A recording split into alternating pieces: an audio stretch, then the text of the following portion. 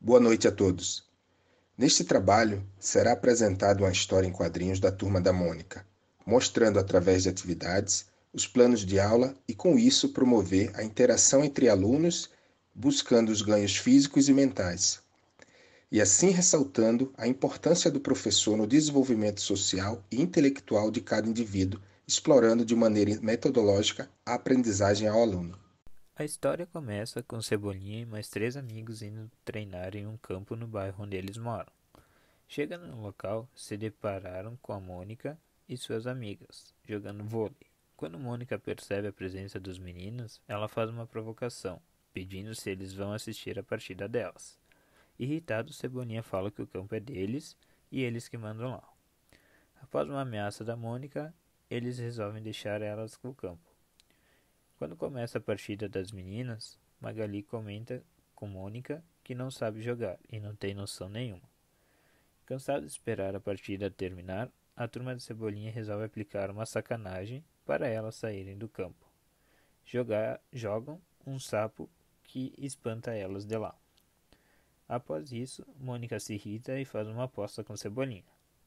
Meninas contra meninos e quem ganhar fica no campo. Quando começa a disputa, o time dos meninos não consegue jogar, pelo motivo de não ter uma boa coordenação motora e por não praticar esse esporte, que segundo eles é esporte praticado somente por mulheres. Logo após, a bola é perdida, então Mônica diz que seu time ganhou. Mas Cebolinha não aceita perder e ofende ela. Com isso começa uma discussão e acaba virando uma guerra de comida, onde destroem com o campinho. O pai do Cebolinha passa no local e vê toda a confusão. Ele tenta acalmar todos e fala que o campo é de todo mundo e que para usá-lo novamente eles precisam arrumar e não brigar uns com os outros. Depois, Mônica fala que vai procurar outra bola para jogar e deixa a turma de Cebolinha jogando no campinho. Quando elas voltam, os meninos estão treinando para jogar contra elas. Ela fica sem entender a situação que está ocorrendo. Nossa versão atualizada da história fica assim. Numa tarde, o grupo do Cebolinha estava indo para o campo no bairro deles para jogar futebol. Quando chegam lá, encontram o grupo da Mônica. Sem entender, Cebolinha pergunta o porquê elas estão lá. Mônica responde dizendo que elas vão jogar futebol. Então Cebolinha, indignado, fala que meninas não podem jogar futebol. Ela rebate Cebolinha dizendo que se é desse jeito, não vão sair do campo. Com isso, é iniciada uma discussão entre os grupos. Observando a discussão de longe, o pai do Cebolinha se aproxima para acalmar todo mundo e pergunta o que está acontecendo. Sabendo da situação, ele repreende seu filho, dizendo que futebol pode ser praticado tanto por meninas quanto por meninos. Com o intuito de melhorar a interação entre os grupos e mostrar que as brincadeiras podem ser praticadas com mesclagem de gêneros, sem houver brigas, ele propõe algumas brincadeiras, como por exemplo pega-pega, caçador, jogo da velha e jogo da memória.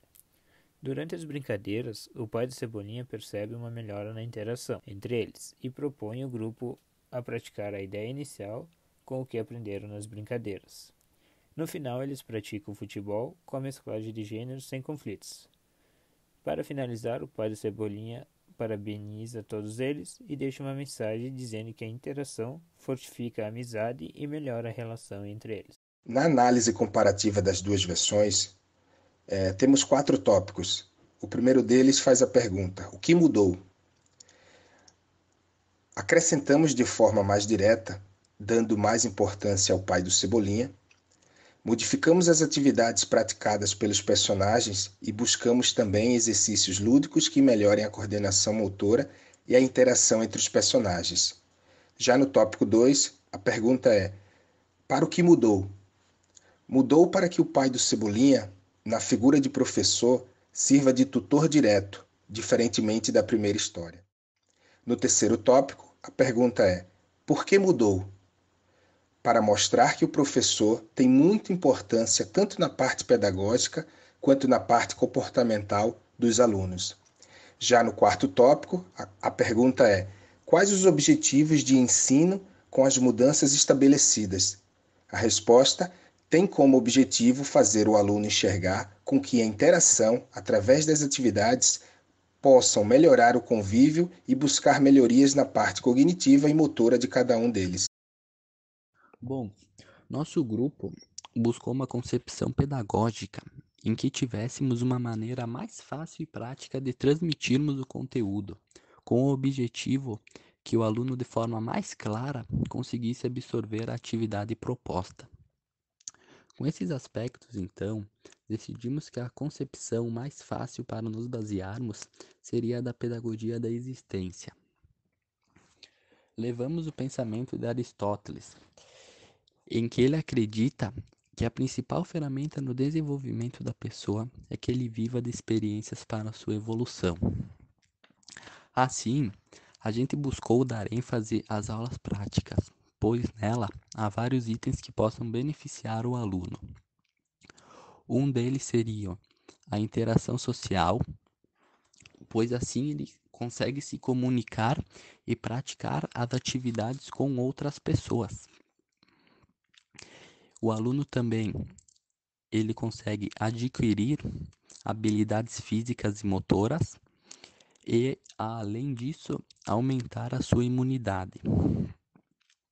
E também se torna mais fácil a correção, pois se o aluno errar em algum movimento, o professor, de maneira mais rápida e eficaz, consiga corrigi-lo, sem que possa prejudicar a saúde do aluno. Achamos como foco principal a metodologia de ensino, pois nela haverá a comunicação entre professor e aluno de forma clara e objetiva do que vai ser proposto, e sendo assim buscando a maior interação possível do aluno durante a aula. Consideram o desenvolvimento natural do aluno e a necessidade de aprendizado, sendo respectivos ativo, participante e de descoberta. Isso precisa de todos os sentidos: ver, ouvir, tocar, sentir, experimentar e até provar se for possível. No ensino primário e secundário, o ensino deve ser compreender os conceitos e princípios, aplicação dos conhecimentos, as habilidades reproduzidas, e informar fatos e procedimentos. Nesse slide contém uma visão geral do nosso grupo, que achamos muito importante a aplicação da metodologia do ensino de um professor com um diálogo mais acessível, onde todos possam compreender o objetivo com o intuito de interagir sem haver discordância entre os gêneros. Aplicando aulas práticas com brincadeiras lúdicas, trará melhorias na interação entre os alunos e um aperfeiçoamento na coordenação motora. Através desse trabalho, pude destacar ainda mais a importância de se ter uma melhor interação social em todas as áreas de nossa vida. Principalmente por vivermos num mundo onde a tecnologia tem avançado muito e tem ajudado a diminuir esta interação de várias maneiras. Como, por exemplo, é fácil observar hoje numa roda de amigos, no almoço, no jantar, estarem todos mexendo no celular, ao invés de se comunicarem uns com os outros, trocando as experiências, as informações que viveram no dia ou nos dias anteriores. Outro exemplo claro é em relação às crianças. Antigamente, se via muito mais crianças brincando na rua, praticando atividades, enfim, tendo a interação, tendo uma socialização melhor entre elas. E hoje em dia elas estão mais à frente do computador, dos videogames, e com certeza isso é algo que lá na frente irá prejudicar no desenvolvimento delas na relação mais coletiva que o dia a dia vai exigir.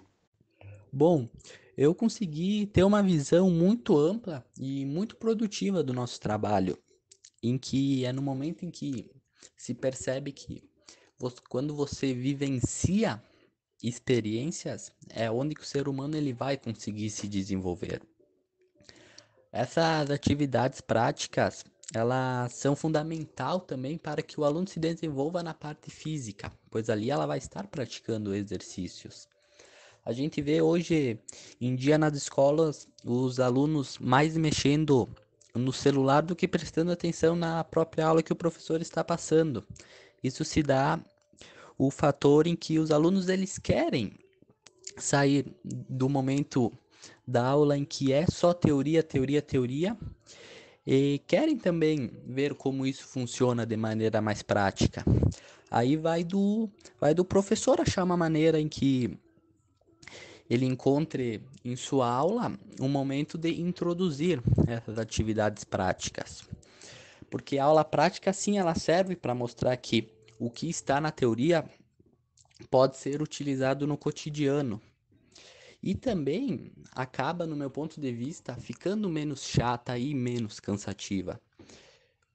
E além disso também, ela ajuda de maneira mais fácil com que o professor corrija o aluno. Se porventura ele acabar fazendo algum movimento errado, tendo alguma dúvida, fica muito mais fácil para o professor tirar e ensinar. Até mesmo, eu acho que as escolas elas deveriam buscar mais essas atividades práticas para introduzir no seu conteúdo. Até mesmo hoje, a gente pode usar o exemplo do caso do coronavírus, que os alunos hoje talvez estejam sentindo falta de educação física. Eu, quando ia para a escola, era a única matéria que eu gostava, que era educação física. E quando a gente não tinha aula, eu já ficava louco. Então, tendo essas atividades práticas que o professor envia, o aluno consegue sim se sentir mais próximo ao conteúdo que o professor vai estar passando. E assim eu penso que toda aula teórica teria que ter uma prática. Com isso, então, venho finalizar nossa apresentação com uma mensagem que trata um pouco da realidade de hoje. Uma mensagem que o nosso grupo pensou, que hoje brincar na rua é um luxo. Atividades físicas e brincadeiras perdem espaço para televisão, games e celulares.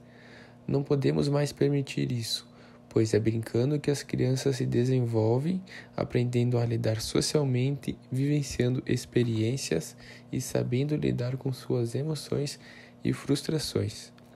Obrigado pela atenção de todos e até uma próxima.